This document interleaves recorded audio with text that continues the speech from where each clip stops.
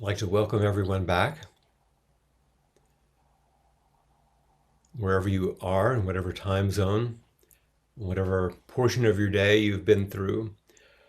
Hopefully you have included Suzanne's request to note what's been entrusted to you, what's being entrusted to you each moment.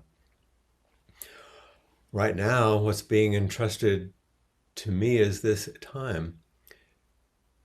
And whatever I can offer you as my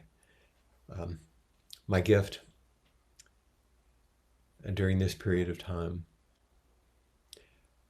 I really appreciated Suzanne's suggestion that we not just have one lens, but lenses of entrustment, different portals through which we see and understand what's being given to us, what is ours to take responsibility for, how to move forward in life in response to those things that we appreciate and those things that we might have difficulty with. But nonetheless, we're asked to meet it all. There are no circumstances under which it is wise to refuse our lives.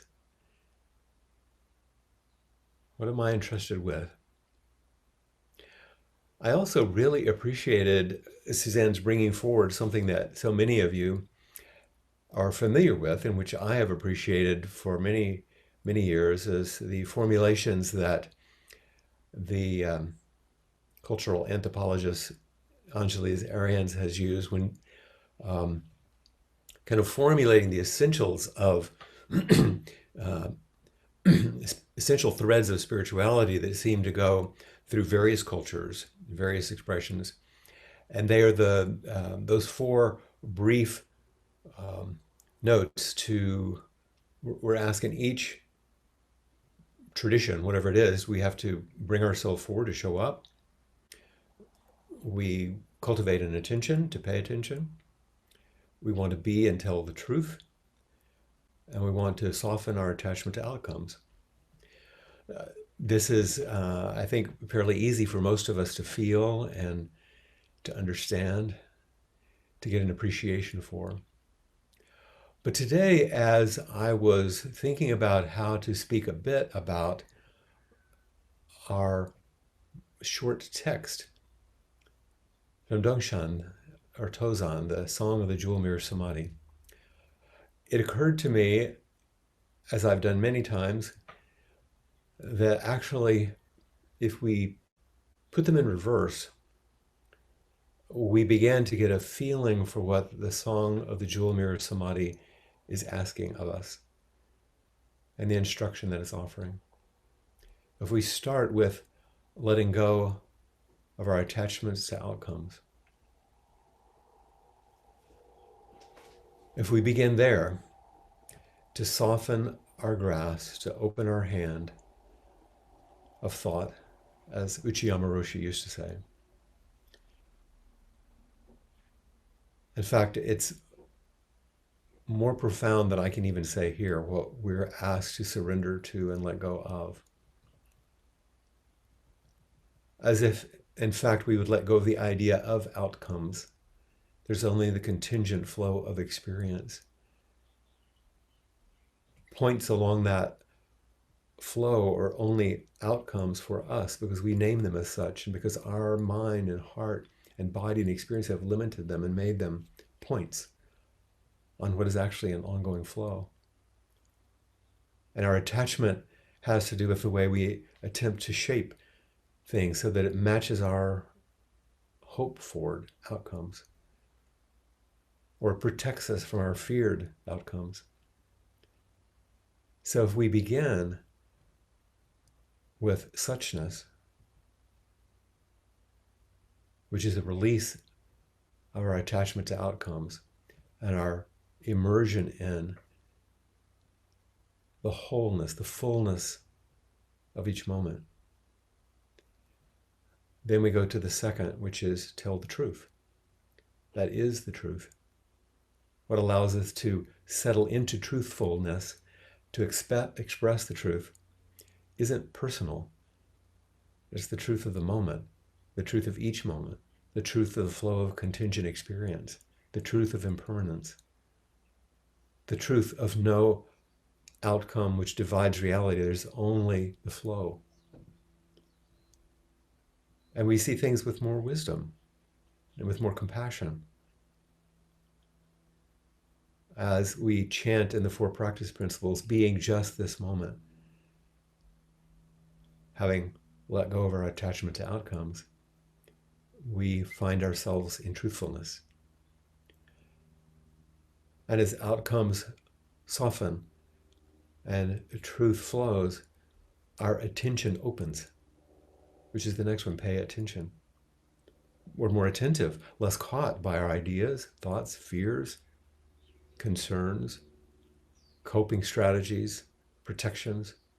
We're attending from what's closer to beginner's mind, so that we can really see deeply, much, much more wisdom involved. Really see deeply into the moment.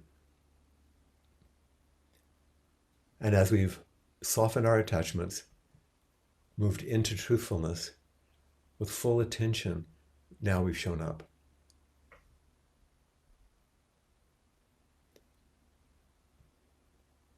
Dropping our attachment to outcomes, resting in truth, our attention opens. So now we're present. And maybe this is a useful direction and guide for what we do during this time. If I play it the ordinary way, we have to show up online. I have to attend to the controls and to whatever things I've written down that will help me remember what I'd like to say. And hopefully I can speak to you in a way that's truthful and honest and clear. And I have to let go of my attachments to how it turns out as I wholeheartedly offer myself. And that is actually a pretty good description of how we enter the moment. It's also a pretty fair description of what it's like to be asked to offer a Dharma talk. I have to show up, I have to pay attention to what I'm doing, tell the truth as best I can, not be too attached to your evaluations about how things are going. But there's a different word that some of you may not have heard before. And it's a classic word in Zen. The word is teisho, T-E-I-S-H-O in English, which is, of course, just an English transliteration of the kanji, the Japanese symbol. Pardon me. It's said that a teisho is a formal commentary by a Zen teacher on a koan or a Zen text. And in its strictest sense, a teisho is non-dualistic and is thus distinguished from a Dharma talk, which is more often a lecture on a Buddhist topic. And that's the way I'd like to approach things today, rather than as a kind of lecture or analytic description of an old but important and complex and deeply nuanced text. I'd like to offer you my heart through that text. I'll give you some context and a few things, but the core of what I want to offer is a different kind of response, and I'll say more about this. So let's begin together by reading the Song of the Jewel Mirror Samadhi together.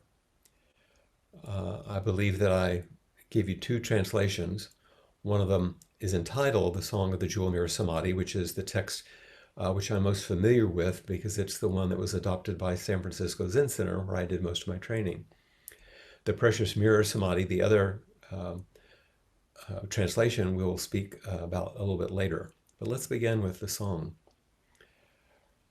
And I'll tell you that in the past, and I mean in the ancient past, this was used as a piece that was part of the whole Dharma transmission process for priests who were being given Dharma transmission to become independent teachers in Zen. And it was done secretively. This is something that wasn't actually shared with ordinary folks like us practicing Zen. It was for senior level priests during Dharma transmission. It was to be memorized. And one would know that you have had transmission because you would have memorized this poem. And of course, we're going to read it in a translation, not the original. So without attempting to grasp too much, letting go of your attachment to an outcome, which is understanding. Let the truth of this wash over you as you bring your full attention and see what shows up. Once again, going through those steps in a reverse order. One of the ways that we will be able to do this is, because we're using a webinar, I won't be able to hear you reading, but you'll be able to hear me.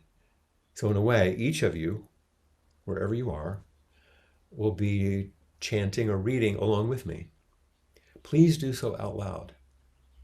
Please, either online if you have it on your computer, or if you've printed out your copy, read along with me. And it is more than one page. It's not short. It's not terribly long. And let's walk through this, and then I will make some comments on it. So this is Tozan Ryokai, Song of the Jewel Mirror Samadhi. The teaching of thusness has been intimately communicated by Buddhas and ancestors. Now you have it, so keep it well. Filling a silver bowl with snow, hiding a heron in the moonlight. When you array them, they're not the same. When you mix them, you know where they are. The meaning is not in the words, yet it responds to the inquiring impulse. If you're excited, it becomes a pitfall. If you miss it, you fall into retrospective hesitation. Turning away and touching are both wrong, for it is like a mass of fire.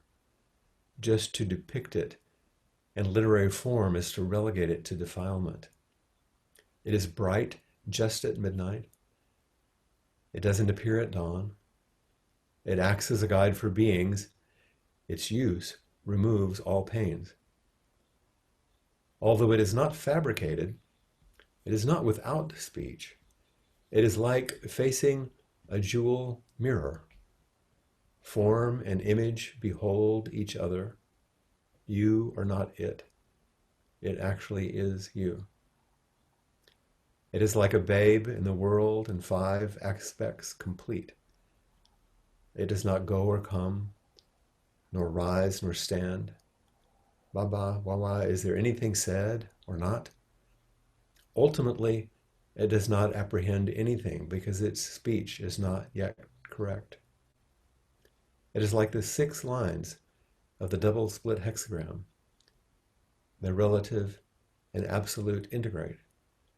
Piled up they make 3. The complete transformation makes 5. It is like the taste of the 5 flavored herb. Like the diamond thunderbolt, suddenly included within the true. Inquiry and response come up together, communing with the source, and communing with the process. It includes integration, it includes the road. Merging is auspicious. Do not violate it. Naturally real, yet inconceivable. It is not within the province of delusion or enlightenment. With causal conditions, time and season, quiescently it shines bright in its fineness. It fits into spacelessness. In its greatness, it is utterly beyond location. A hair's breadth deviation will fail to accord with the proper attunement. Now, there are sudden and gradual, in connection with which are set up basic approaches. Once basic approaches are distinguished, then there are guiding rules.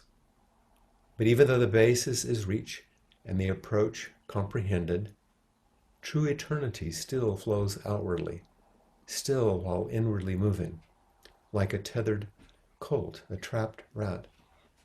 The ancient saints pitied them and bestowed upon them the teaching, according to their delusions they called black as white. When erroneous imaginations cease, the acquiescent mind realizes itself. If you want to conform to the ancient way, please observe the ancients of former times. When about to fulfill the way of Buddhahood, one gazed at a tree for 10 eons, like a tiger leaving part of its prey. A horse with a white left hind leg. Because there is the base, there are jeweled pedestals, fine clothing. Because there is the startlingly different, there are house, cat, and cow. Yi, with his archer skill, could hit a target at 100 paces. But when arrow points meet head on, what is this to do with the power of skill? When the wooden man begins to sing, the stone woman gets up to dance. It's not within reach of feeling or discrimination. How could it admit of consideration and thought?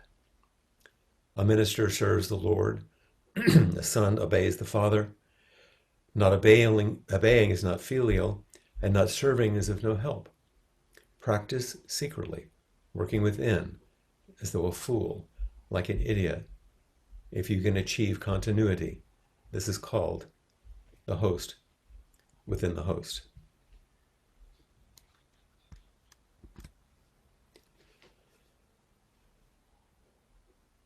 I wish I had had the bell close by. It's important to ring it at the end of such a reading. It's quite a piece, isn't it?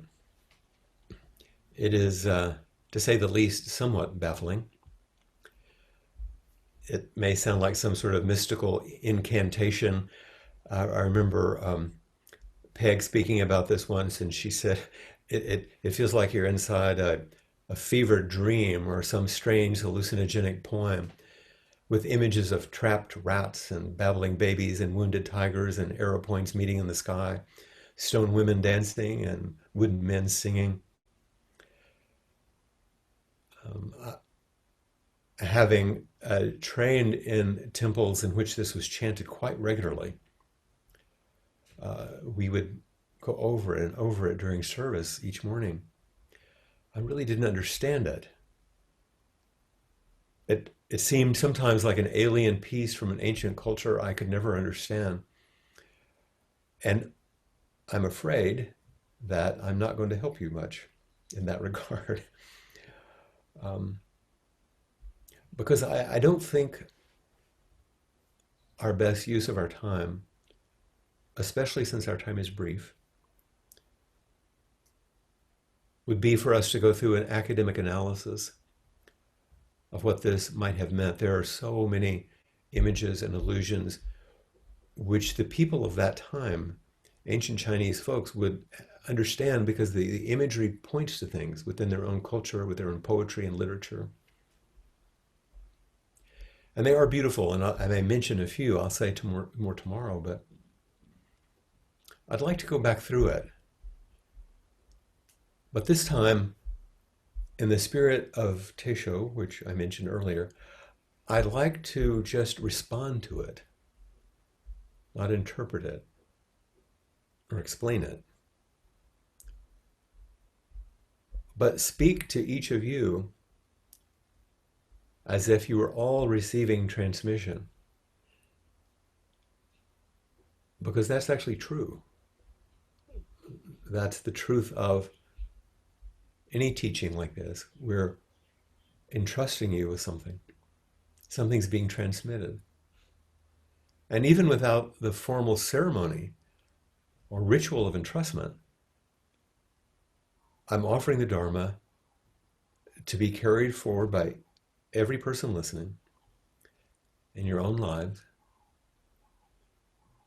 not taught to you so you could teach it, but offered to you so you can live it, so you can embody it,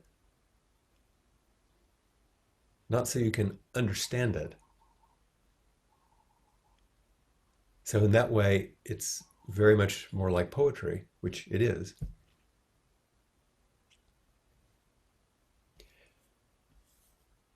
Dongshan is suggesting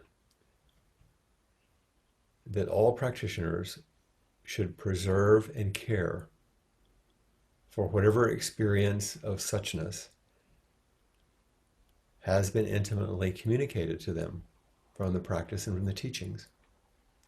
This morning, Suzanne reminded us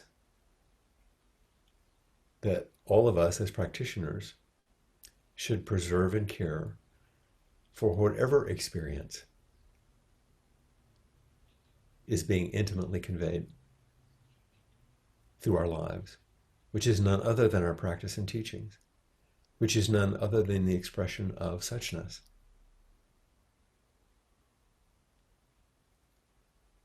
The whole poem after that first line, which I spoke about at length yesterday,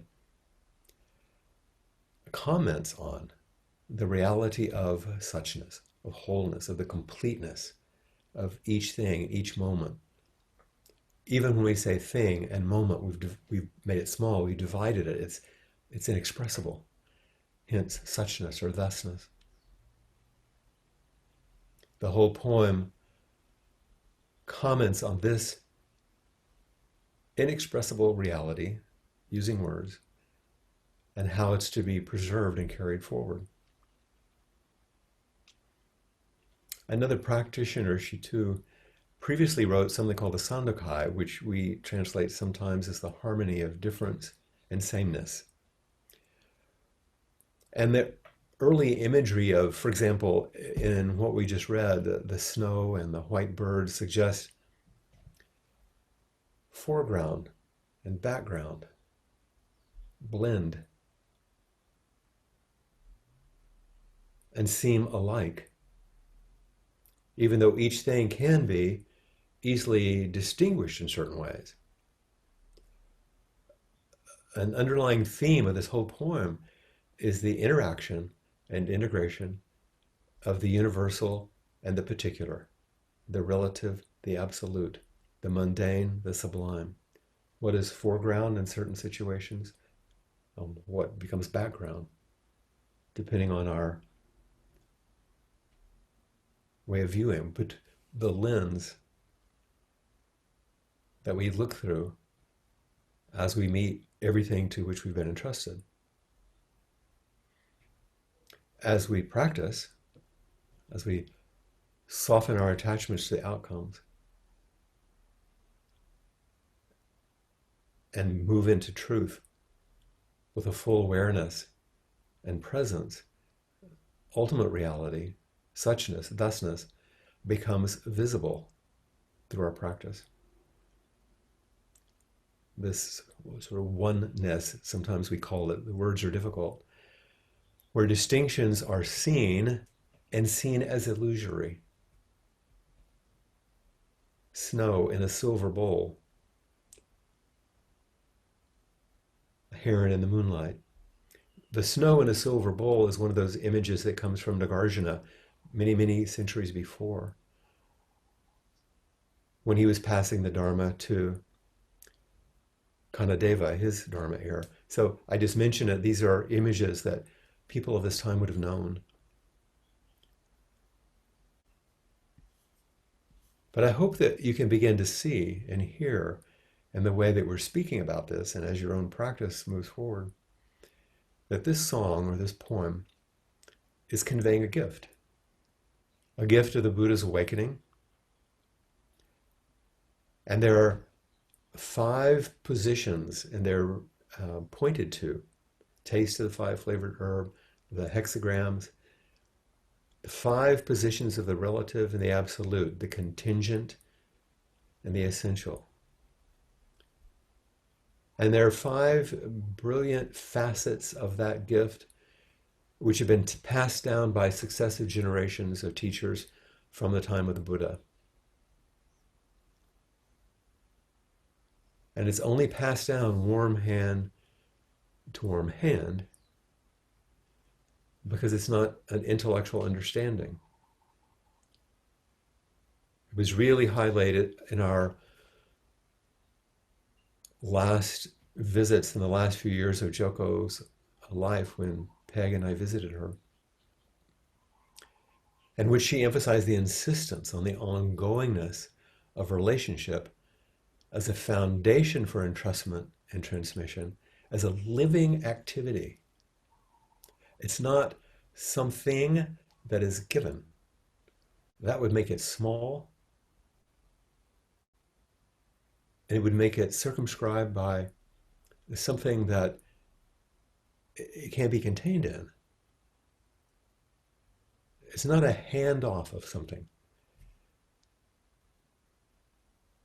but it's something vital that lives in the ongoing activity of relationship.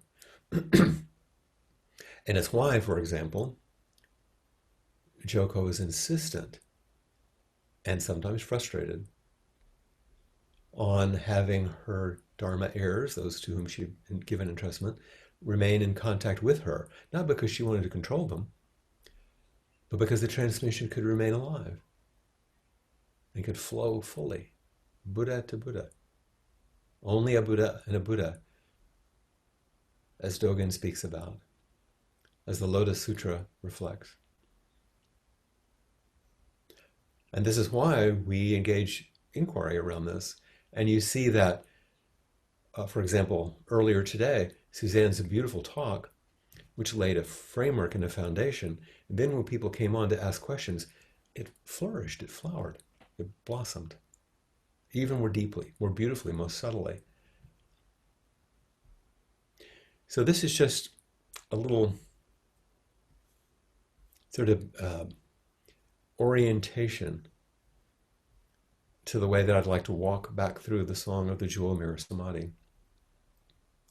And I will read a couple of lines maybe and then make some comments, but it's not a matter of explaining. I'm not even explaining the lines. And I know it's a little cumbersome to do it this way, but I'm not sure how else to do it. So just once again, let it wash over you. Because that's what it's doing through me. And so rather than showing up and paying attention and telling the truth about this and letting go of the outcome, and as a Dharma talk, I'm surrendering my understanding as an outcome. Searching for the deeper truth that I can find inside myself, which may not be your truth, but it's all I have to offer. And in doing so, allow my heart and mind and awareness to open so we can show up together with Tozan, with Dongshan, with all the ancestors for all those centuries. So let's start again. The teaching of thusness has been intimately communicated by Buddhas and ancestors. Now you have it. So keep it well. You have it. Please take care of it. Whether you notice it or not, you have it because you are it. It's something you actually can't be separated from.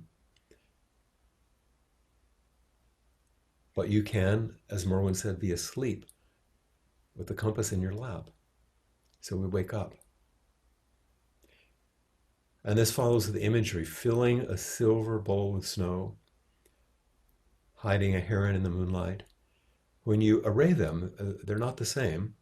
When you mix them, then you know where they are. Suchness, or thusness, is so easily lost in our futile attempts to master all of this intellectually, trying to arrange things, try to sort things out, what's foreground, what's background.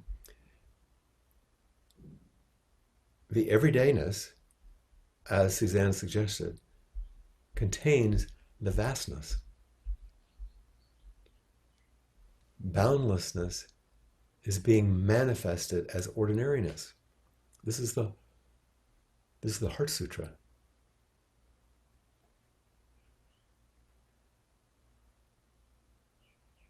Tozan says the meaning is not in the words, yet it responds to the inquiring impulse. The meaning isn't in the words, yet it responds to the inquiring impulse. It appears, the meaning, the truth, the release, the presence, the awareness appears as you surrender, let go, and truly arrive in relationship. Like Sue earlier today said with Suzanne, I know I'm being offered something. I just don't know what it is. And in their interaction, you could see that the what it is actually wasn't relevant. It was the feeling of knowing I'm being offered something. And as they moved into relation, that offering was made manifest, not as a thing, not by definition, but the energy of aliveness and wholeheartedness and relationality. The meaning is not in the words, yet it responds to the inquiring impulse. Tozan says, if you're excited, it becomes a pitfall. If you miss it, you fall into retrospective hesitation. If you say, I've got it, you've now created an I, having, and it. Multiple gaps. Not realizing the fullness already present, you just lapse back into thinking about things. If you get all excited, you create a self. It's a pitfall. If you miss it, you just go back to try to think about it. And now you're out of what is always and already present, and one can feel, what I'm being offered something. What is it? Tozan goes on, turning away and touching are both wrong.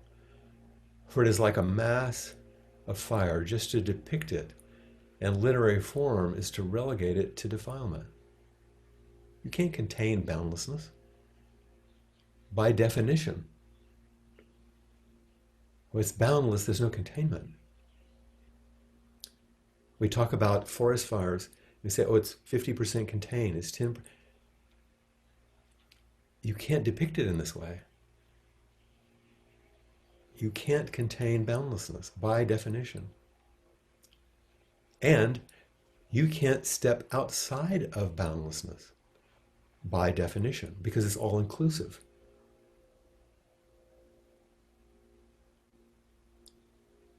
And this boundlessness, this suchness, this fullness, which cannot be contained and out of which you can't extract yourself, when you begin to realize that, it's quite intense, as Rosemarie commented earlier.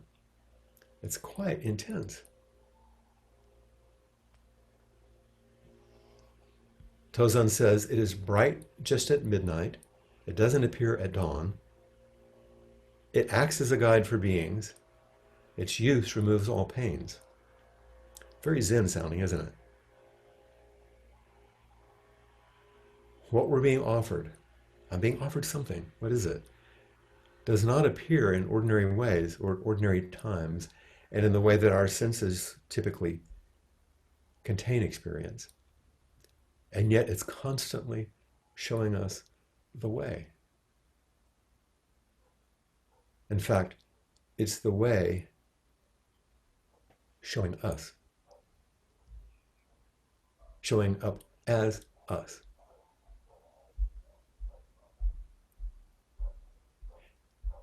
As Suzanne was walking at dawn, the tops of the trees lit up. That's what appeared at dawn. But what happened in her didn't appear at dawn. That dawn appearance woke up something that was always and already true, out of which she could not actually step, into which she was not confined. It was boundlessness. And it's bright at midnight. I'm going to tell a secret. One of Suzanne's favorite things to do when she's here in Molokai, and she's been here many, many times, is to spend time deep into the night outside, looking up at the vast sky. It is bright just at midnight, not just the stars. And that space that she opens through her arrival, lying on the lawn, looking into the sky, what opens is what's bright. And this acts as a guide for beings. Its use removes all pains.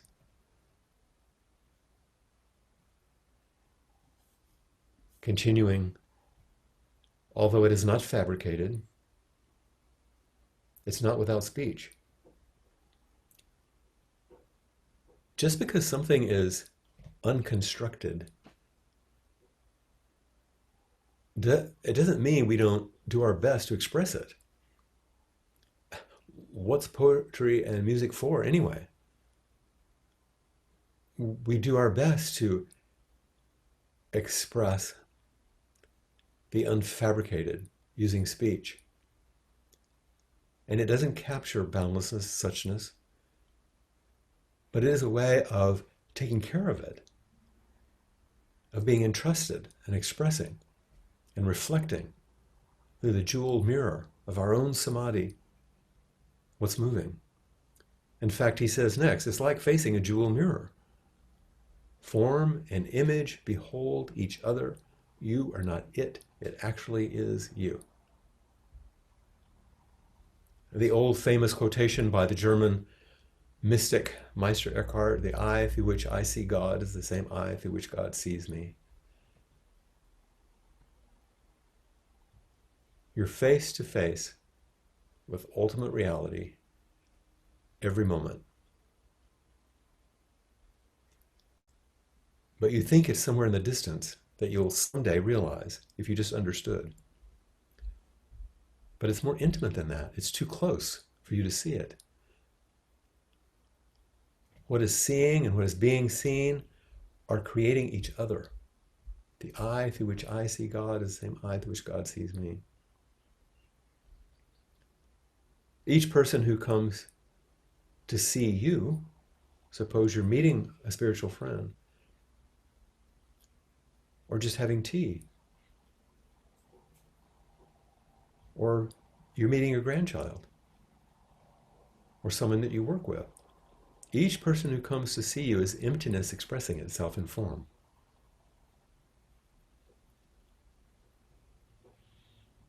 If you don't see that, you just strive to try to get some sort of solid ground where there isn't any, some consolation which isn't available but deep appreciation is needed, or you attempt to find some coping strategy where surrender is actually required.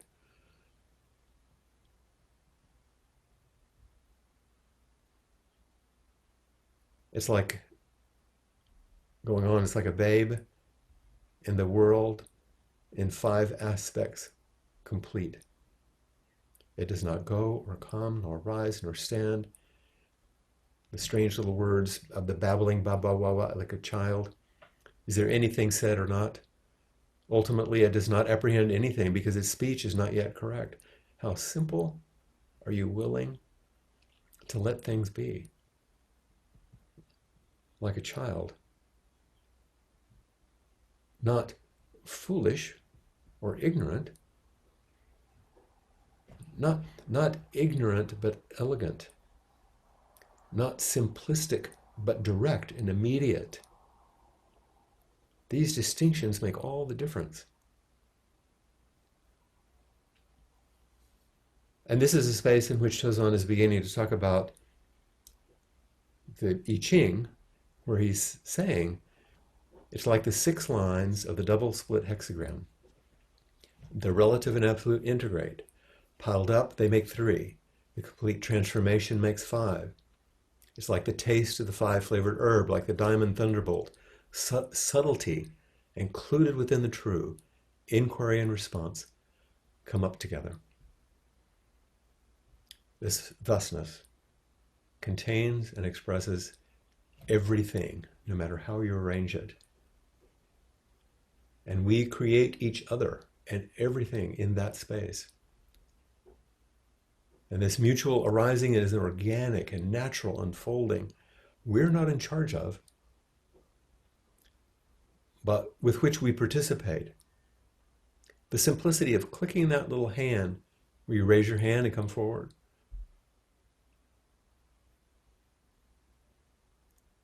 And then everything is there. And by the way, you'll see the little chart that I gave you, we'll talk about tomorrow, about the relative with the absolute in the background, or the absolute with the relative in the background. We have the relative and the absolute. There's no relative, no. You see all the 5 ways these things go together.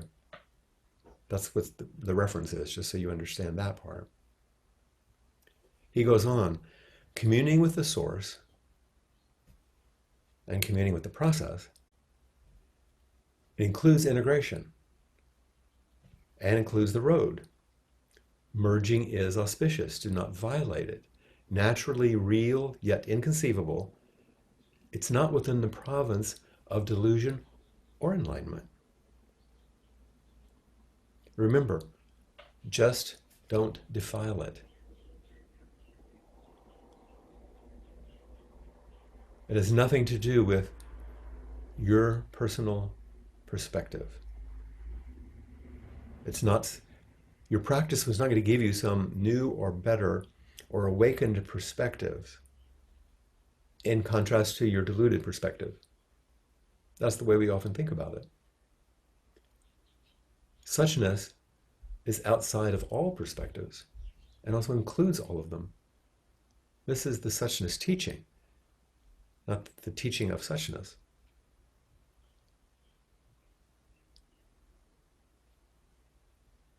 In that sentence where it said it's not within the province of delusion or enlightenment, this is our zazen, remember? Suchness. Just this is it. Zazen. Zazen does not prefer delusion over enlightenment, or enlightenment over delusion. If you're sitting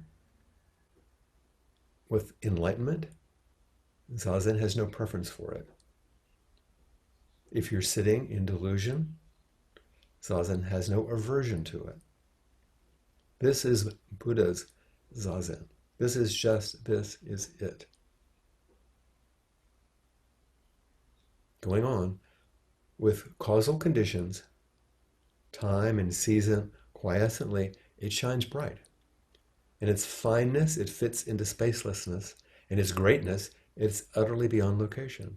A hair's breadth deviation will fail to accord with the proper attunement. It doesn't take very much, does it, to contract back into one's personal perspective. I'm right, I'm wrong, I'm awake, I'm asleep, I'm full of pain, I'm free, I'm higher. Identifying with the contents of your consciousness and shrinking back into a smaller self in the world. Each moment offers us something new, a new entrustment. This is what Suzanne was saying. And as Erin mentioned earlier in her talk with Suzanne, each new entrustment can change the shape of everything and call you anew to what's required.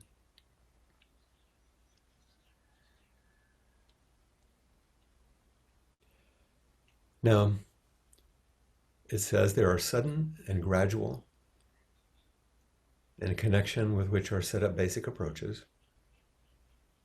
Once basic approaches are distinguished, then they're guiding rules. But even though the basis is reached and the approach comprehended, true eternity still flows. There was great debate about sudden enlightenment, gradual enlightenment. Does it happen all at once? Does it happen slowly? Once those basic approaches are distinguished, then people set up rules. They set up practices. They're guiding rules. But even though the basis is reached and the approach comprehended, guess what? True eternity still flows completely on its own, no matter what you think about it or what approach you use. No matter how we arrange practice and forms, rules and principles, boundlessness flows on its own. It's impersonal and profoundly intimate, full of love that is pitiless. As Josh commented this morning, it can be a challenge to accept what you're being entrusted with, to simply accept it and to say yes. And one of the ways that I knew that these two emerging teachers were prepared for entrustment is because they would say yes, even if they weren't quite sure what they were saying yes to or what it would mean, but there was a willingness. Tozan goes on, outwardly still, while inwardly moving, like a tethered colt, a trapped rat. The ancient saints pitied them and bestowed upon them the teaching. According to their delusions, they called black as white. Have you ever felt this way in Zazen? Outwardly still, while inwardly moving? But it's so easy to catch ourselves, to trap ourselves. We move along, getting older, thinking we're wise, moving according to our delusions, learning how to be still, but still moving around in ways that throw us off. Tozan says, when erroneous imaginations cease, the acquiescent mind realizes itself. Surrender, and you're free. Opening the hand of thought. I remember in a retreat once, deep after several periods of zazen in the afternoon, we were tired and maybe aching and wondering what was to come of all of us in this. Blanche said, into the silent space, open your eyes. And on one level, she was asking us to actually open our eyes. People might have been sleepy. But that, of course, wasn't the only suggestion. Open your eyes. When erroneous imaginations cease, when you stop dreaming a world, caught in the self-centered dream, the mind that wants to know itself finds itself. And then he says, if you want to conform to the ancient way, please observe the ancients of former times. When about to fulfill the way of Buddhahood, one gazed at a tree for 10 eons, like a tiger leaving part of its prey, a horse with a white left hind leg. So check out the way of the old ones, of the ancestors. It does help, even if they seem strange, even if the stories are incomprehensible.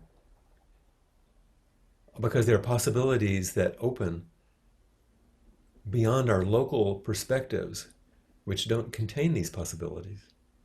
We're suddenly taken aback. We shift, we're off kilter. If we want to wake up as they did, see what they did, not because we should do what they do, because we find that in each case, it's not that they arrived someplace in which they finally felt stable and clear. They move beyond arrival, stable, clear, confused, and entered the flow.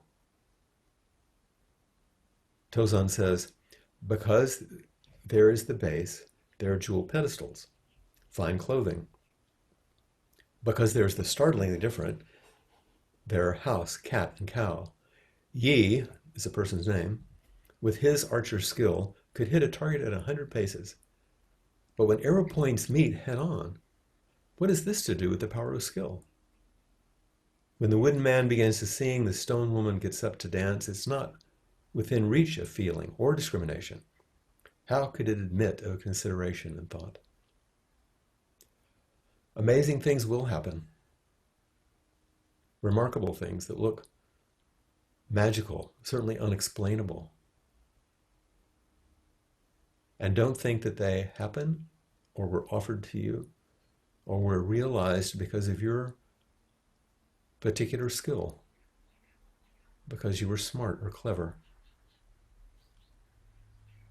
Yi was skillful. He could hit a target at 100 paces.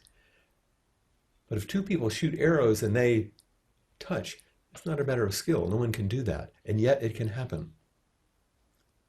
Suzanne said, I know I'm entrusted with something. I know I can be entrusted. I can't do it, but it can be done.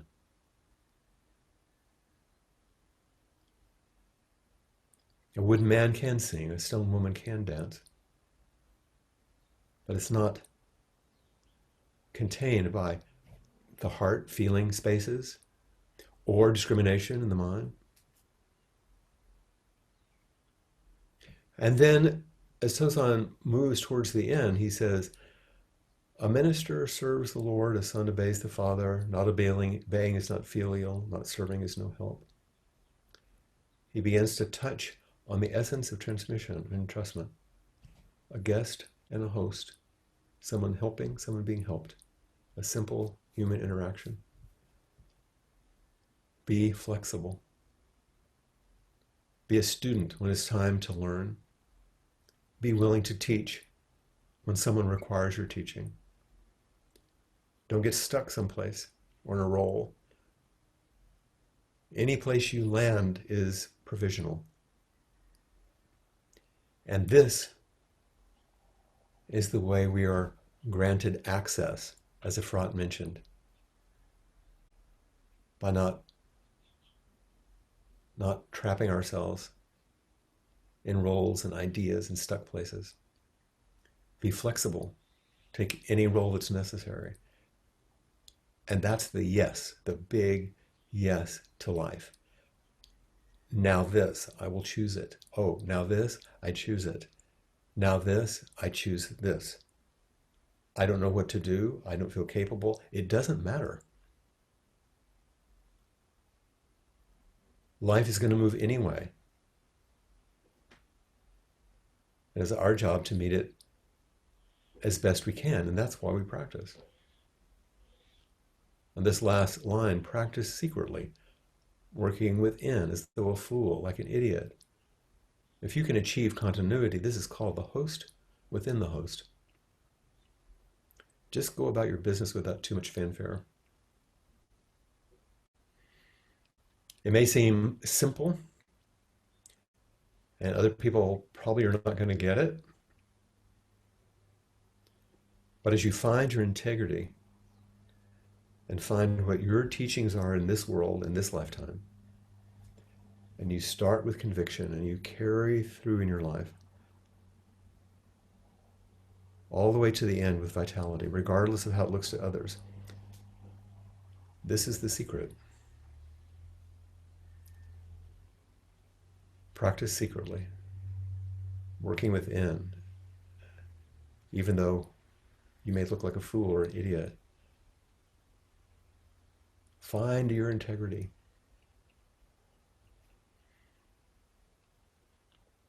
It makes all the difference. So we've come to the end of my just speaking to you through the song of the Jewel Mirror Samadhi. I would suggest that you also read through, and we needn't do the whole thing right now, the Song of the Precious Mirror Samadhi, the other translation that I've given you. Maybe having expressed it this way, maybe we should just read through it. Why don't you take it for a moment? And even if we just read the first 4 paragraphs, it just gives you a feeling now that we've gone through it in this way. And these translators write it thusly. It's this very Dharma the Buddha and patriarchs secretly transmitted. Now that you have it, protect it well. Like a silver bowl full of snow, or an egret hidden against the bright moon. They're similar but not identical. When merged, the difference can be recognized. The meaning does not lie in the words, yet those who are ripe must be taught. As thin as you act is a dead issue, so consider their varying attainments. Rejecting words or clinging to them are both mistakes. Like a blazing fire, useful but dangerous, it is only expressed in language. The precious mirror. If it is only expressed in language, the precious mirror will be stained. At midnight, it's truly bright. By daylight, it no longer shows. It serves as the law which governs all things. Use it to uproot all suffering. Though it is not a way of action, still, it is not without words. As before the precious mirror, the form and reflection gaze on each other. You are not it, but it is just you. Just as an infant is equipped with 5 sense organs, it neither comes nor goes, neither arises nor perishes. Popohoho, a phrase without meaning. You can never get the substance of it because the language is not correct. Doubling the Lie trigram makes 6 lines. The outer and inner lines mutually interact. Stacked, they become 3 pairs. At most, they can transform into 5.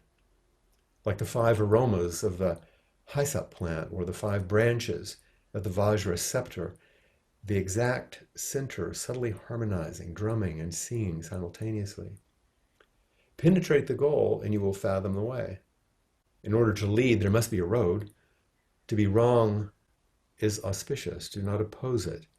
Natural and subtle, it is neither ignorance nor enlightenment. Causes and conditions have their time and season, tranquil and illuminating. It is so small, it enters the spacelessness, so large beyond dimension. If you are off by a hair's breadth, then you will be out of harmony. Now there is sudden and gradual enlightenment in order to establish the fundamental guidelines. When the fundamental guidelines are clear, they become the rule. Realization, of the basic principle is the ultimate standard. Genuine, constant, yet flowing. With still body, but racing mind, like a tethered colt, or a mouse frozen in fright. Past sages pitied them and liberated them with Buddha Dharma. Following their upside-down ways, they took black for white. When inverted thinking disappears, they realize mind of their own accord. If you want to merge with the ancient track, then contemplate the ancients. At the contemplation of the Buddha path, at the completion of the Buddha path, 10 kalpas of contemplation will be established, like a tiger's lame foot, like a shoeless horse. Because there is a defect, you see the jeweled bench and priceless halter. Because you are astonished, you realize you were like the brown or white ox. Hu Yi used his skill to hit the target at 100 paces. As soon as the arrow hits the mark, of what for the use is his skill? When a wooden man breaks into song, a stone woman gets up to dance. Since this cannot be understood by reasoning, how can it be analyzed? The minister serves the Lord, the son obeys his father. If he does not obey, he's not filial. If the master does not serve, He's not loyal. To cultivate in hiding, functioning in secret, like a fool, like a dolt, if you are able to persist, you will be called a master among masters. So I hope that you begin to feel a sense of what Tozan is attempting to transmit. And this sometimes seemingly difficult piece. And if you stay with it over time and maybe use these different translations and hear some expressions, it will slowly become alive. And remember, Dongshan asking Yunyan, what is your teaching? Just this is it. Now you have it. You must be most thoroughgoing. There's more in the story. Josh may mention it tomorrow. I don't know. This is a part of it, I think, that has great meaning for him. But also, I wanted to read something that was written by his co-teacher and his wife, Trudy, yesterday after my Dharma talk. Because it's a fine way to end this talk. And once again, as poetry, it speaks to, quite beautifully, I think, the boundlessness and yet intimacy of suchness, thusness. Just this is it. Where does the sky start? By Trudy Johnston. Where does the sky start? Dancing molecules rising from the earth, through swelling ocean and dense earth, endlessly flowing outward and upward, solidity becoming emptiness, containing everything. Where does the ocean start? The moist earth crying upward, the gathered clouds raining down. All water on this precious planet has always been here, being born and dissolving back, containing everything, always. And where does this I start? Cells gathering in a grandmother's womb to be expressed generations later.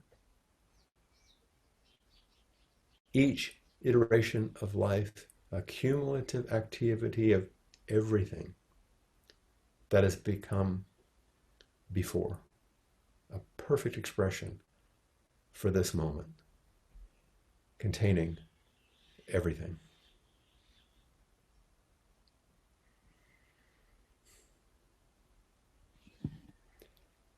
So I see that we have just about a half hour remaining, as we did yesterday, at the end of my going on.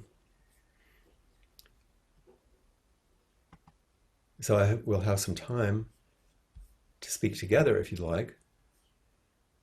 If you would like to raise your hand, remember the little hand at the bottom.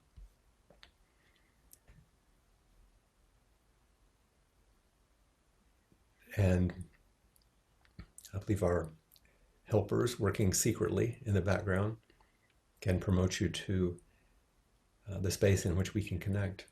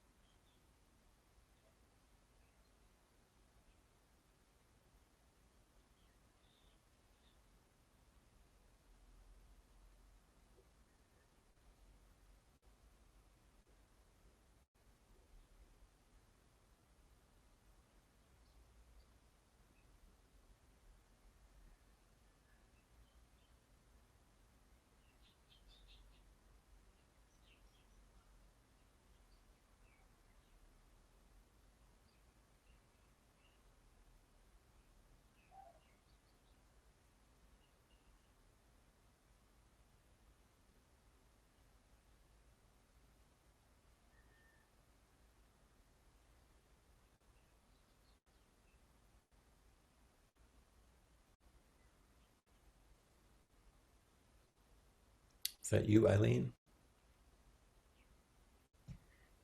Having a little trouble unmuting Darcy. Darcy, can Oh, you unmute yourself and open your camera?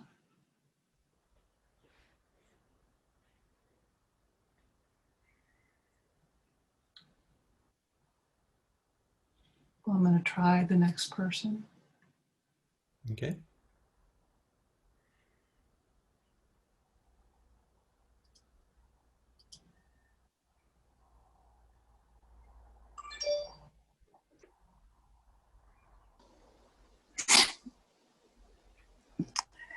Uh-huh. Well, Flint, I don't see you if I'm the person talking with you right Nelda? now. Yeah, Yes, I yeah. see you. Yeah, How once are we begin you? speaking, we show up to each other. So, that whole talk, ending with that poem, I have Yes. not stopped flowing with emotion that is expressed in tears through the whole time. And it's not a good thing, it's not a bad thing, it's just my body responding to something moving, and my lips, my words want to say the simplest thank you. Of course. Just thank you. Just this is it, isn't it? Flowing like Yes. this now, without having to name, describe, or otherwise, just gratitude, just gratitude. You Yes, see why thank we you. bow so much? We bow so much because gratitude is ultimately the fruit of each thing. Yes. Thank you, Nelda. I appreciate it Oh, very, very thank much. you. Thanks for coming forward so wholeheartedly. Have a good evening, You afternoon, too. whatever. It's only 1:35 in the afternoon here, so. Okay.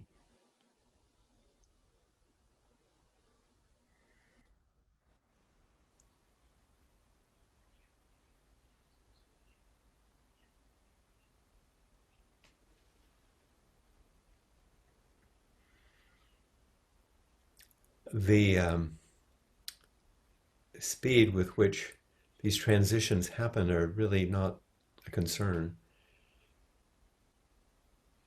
It's our time for zazen, for just sitting. Remember, releasing expectations for outcome lets us settle into truth. So we attend to each moment, what's manifesting now, what we're being entrusted with. So we can arrive with whatever's here.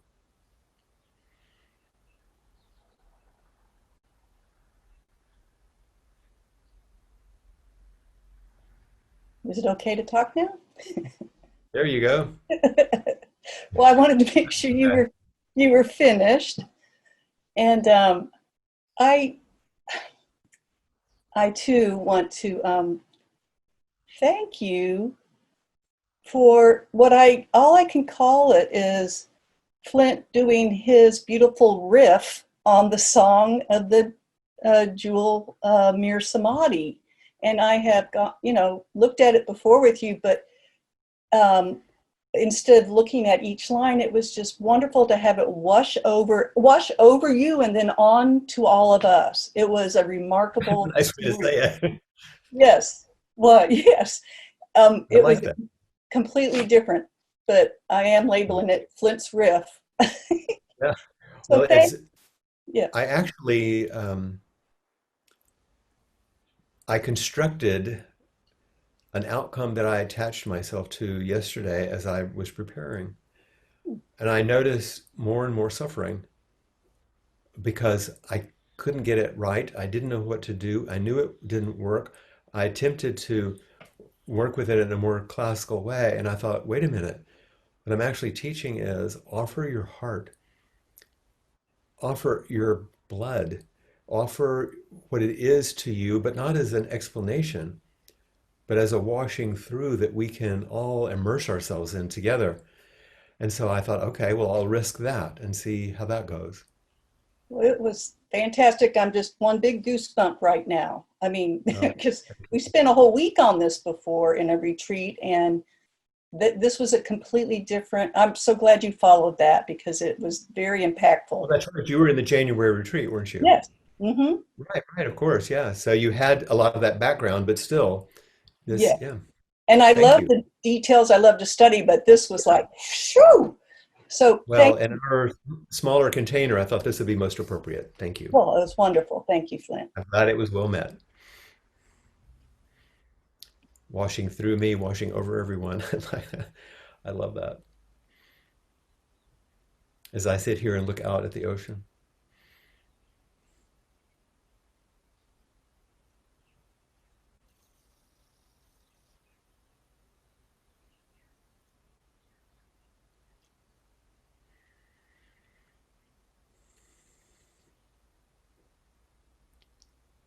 And I will say also in this space, and whoever comes up next, if you just speak, you'll begin to show up. I want to offer my deep, abiding gratitude to Trudy for her beautiful expression. Hello, Flint. Hi. It is Hi, very nice Daniela. to see you. I also wanted to thank you for your talk. Like everyone else here, I don't know what the, oops, there we go. Yeah. Um, what I was thinking a lot about while you were talking, what I'm very grateful for is I feel like your talk takes away from me a little bit the burden of making decisions. As a parent, I feel that life is full of important decisions. I often feel like I need to act to seek, you know, for myself as well as for my children. But I think listening to you, it seems to me that sometimes maybe it is important to wait for decisions to arrive rather than make them and try to make them and search for answers constantly and try to plan for those, Mhm. which I find like a huge release, like a burden off my shoulders. And I wonder if I understood you correctly in Well, terms of if that is part of what surrender means.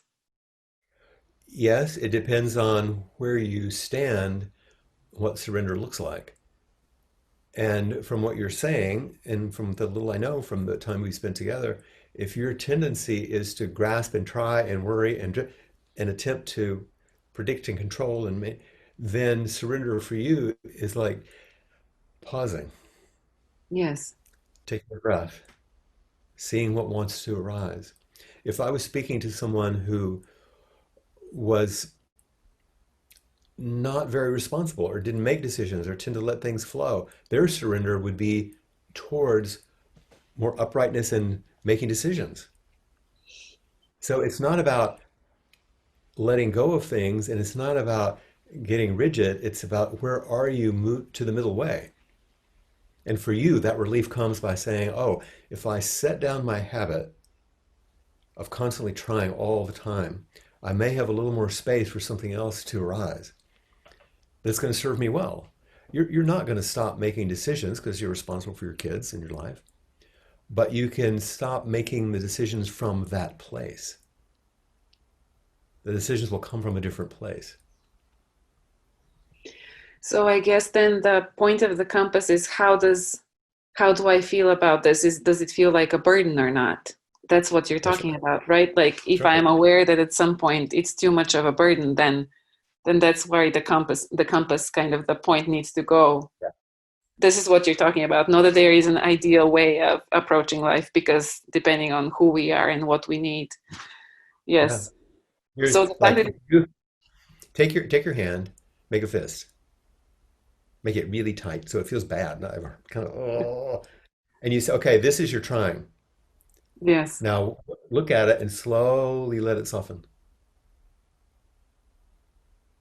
Slowly open your hand. You feel the release. yes, Now your hand is available for use. You didn't lose your hand, right. but it was burdened and painful, and now the burden is released, and now it's possible. Yes. Yes, I just sometimes feel like nothing will happen unless I plan for it and unless I very actively, nothing that I want will happen unless I very actively pursue it. And sometimes I think maybe that's worth examining.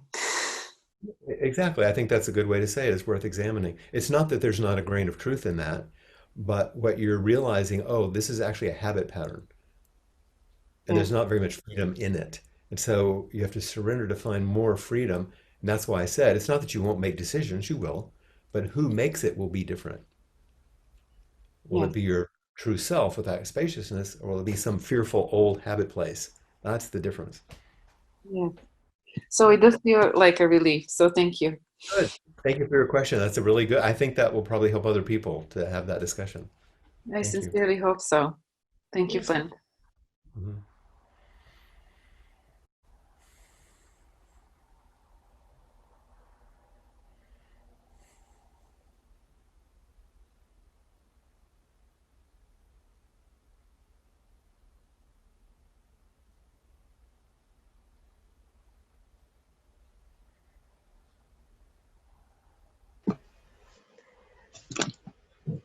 Efrat, Hey, it happened you were fast. I granted just access. just put my hand up, and all of a sudden, here I am. You were I granted access. what? You were granted access, which you talked about this morning. Maybe my luck is turning at last. I just wanted to sort of pay tribute to the way the aesthetics of how you offer your flow and your words. You read this beautiful, amazing poem, and then another poem, and another poem. And all the while, I'm looking at the poetry of how you present this window of you in the context of all the teachings, all the teachers, all the living beings that you're attending. And I'm just filled to the gills with just how much richness is in that intentional but really profound and essential collection of things that make up sort of the architecture of how you come across. And the heron, the Buddha, the red, and you seated and the Buddha. And it's sort of, and then Blanche in the background. And there's something about all that that speaks without words. So, yes, you are a man of words, and you're an amazing, amazing man of words. Beyond, and I love the words.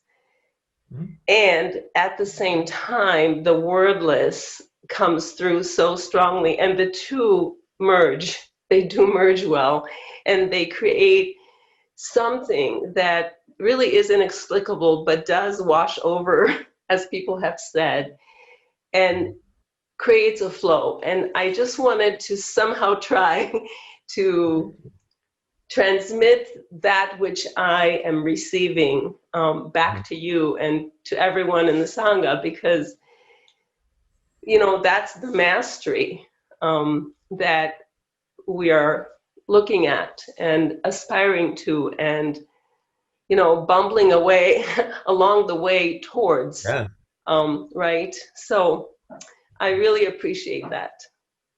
thank you. I, you're just repeating the teaching so beautifully, the wordless and the words integrating to create something to open the space of suchness. Yeah, and And I coming take it through very, the eyes. I take it seriously, as you can tell. Some people think it means something else, that I'm kind of OCD and a little picky. But you know what? Everything matters. And so attending, people are going to be looking at this for a good little bit. And so I do my best to make it reflect what I'm saying. There's not something off, is what I'm trying to say, so that everything goes together. So it matters to me. I get online ahead of time, I'll tell you, and move things a little and make sure It harmonizes. Well, I've been with you. Because it matters to me, but apparently now I know it matters to at least one other person. Yes, 'cause that's the fun sometimes I have with you at Holy Wisdom. I mean, I put it together and then you come and you tweak it. And then I have something else that I didn't pull out of the car, but I bring it over and it's just perfect. Yeah. And we have fun that way. I mean, that it takes one to see one, but I also see beyond my attraction to aesthetics. And I just see how this is a teaching and how that's a transmission in itself, but that it is not a separate transmission, it's an amplification. And it also uses the senses and the body in a way that is really valuable because it does become embodied. Like everybody who showed up, you could tell it's an embodied experience. Exactly. So thank you for saying so. Yeah. Thank you.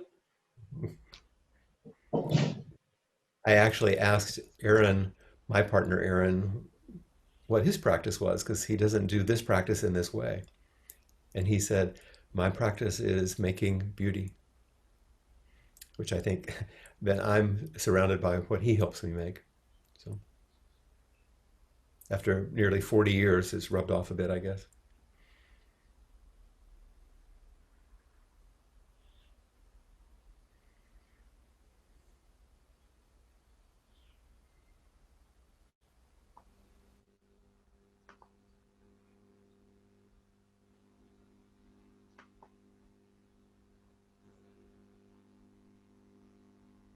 Hello, can you hear me? Hello. I don't Hello, see you yet. you don't see me yet? Oh dear. There you are. Hi, Maria. Hi. Hi, I wasn't expecting that because normally you get a little warning and it tells you you're up next. Well, as usual, it's my body that's brought me forward. That when my heart starts racing and it says, press the hand, you know, it hasn't done it for a while, but listening to the talk yesterday and the talk today, it's just so much, like people have said, just moving through me. And when you were talking about intimacy yesterday, and I'll never forget, you know, meeting Trudy in the 90s for the first time. And that was the beginning, I feel, of my awakening or my coming into myself, because somebody looked, when you talk about the jewel, and there's somebody really looking and me looking back, and there was just love, there was just a meeting, there was just something. And, Exactly. and it is beyond words, it's completely beyond words. But it took me on this journey through the therapy training to Hakomi to Sangha. And it's been such an incredible journey thanks to that first meeting with Trudy and then everyone else along the way. But you were on about as well about that hair's breadth, when you're just a hair's breadth off. And I feel like I'm kind of at that point where when I'm off, it's resounding.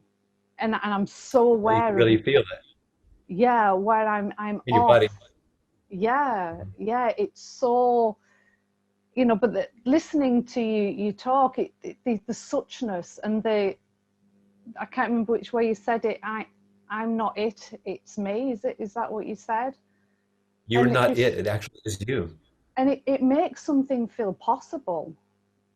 Like Yes. something in Yes. me is opening about something's possible, something's there. I'm not quite sure what it is or how to put it even into words. It's a possibility of that it's possible. Yeah. This is possible. Life is possible. This is possible. It's not relegated to a particularity. Just this is it. Just this is possible. And possible through the way we just look at each other, and we do this together. And but something, how I can see something, for example, Trudy, I can see something in Trudy, but she can see something in me that I can't see and couldn't see way back then in the 90s. And I think without that, I don't know where I'd be now. Without that meeting, that real, but I mean a real, where she was meeting me without changing, without interfering, without defiling, without doing anything. It was just a true meeting. And what that does, what happens in that witnessing, in that seeing, in that, how you can go deeper into something and dig out a something, something beyond I'm this, I'm that, I'm that, I'm this. It's something else. I mean, I'm very rarely lost for words, but you're Well, too taught yeah. these last couple of days. Do you remember yesterday I mentioned the story that Blanche told me about meeting with Suzuki Roshi the first time, Mm, where she said she could tell he could see Buddha when he looked at her, and she mm, didn't understand that? That's what happened with you and Trudy the first time.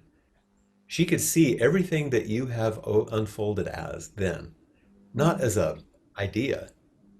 She could see your goodness, your fullness, your wholeness, even when you couldn't, and has stood mm. by you during that time. That's how you know she's your teacher. Oh, absolutely. And I Yeah, knew yeah. if I had one of her poems, I could get you with that. So, you know. Oh, goodness, goodness. I mean, that poem, wasn't it? It is just saying that everything is there. We have everything. We're searching everywhere, aren't we? Spend our life searching everywhere, but everything is there. And that's Everything. what she said to you from the first day. Everything She is did. there. I'll never forget it. I'll never, And ever. now it's manifesting.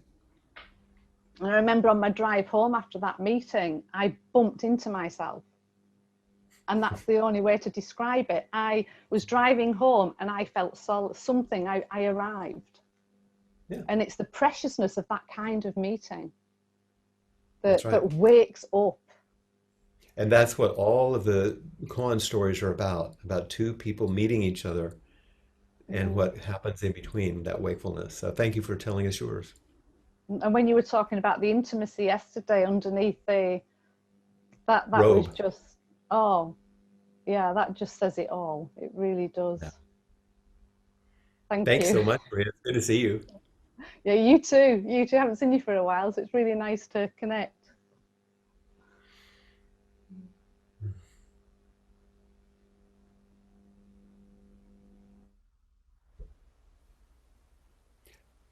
I do see that we have just a couple of minutes. If there's someone else who has their hand raised, that would be fine. Have a brief connection. And if not, Eileen, we could see There about are no more completing. hands. What's There are that? there are no more hands raised right now. Okay. Okay. That's just fine. It's been a rich, rich time. And I'm so grateful. Um, there's been a request, I think, to share the poem that Trudy wrote. Um, Typically, I've been given permission from her to do so. Uh, so I'll check with her to make sure that that's okay. Um, it's always amazing to me that these things pour out of her so beautifully in response to some of these. Um, oh, I see Josh just sent, or someone just sent a message that said, please do. So we're good to go. I'll send it to Eileen and she can send it out through email. Um, there is another poem that she wrote about Dongshan and Yunyan's last meeting, which I was going to use tomorrow, but I might send it just so we can make the emails fewer. But I'll work with Eileen on that. Thank you, everyone, for being here and for receiving me and my offering. Thank you for letting it wash over you, but more than that, thank you for your arrival so that it could wash through me. I'm remembering that line from Trudy about the moist earth crying upward. It's such a beautiful image. The full clouds raining down. And we swim in this ocean of Buddha's way. Thank you very much.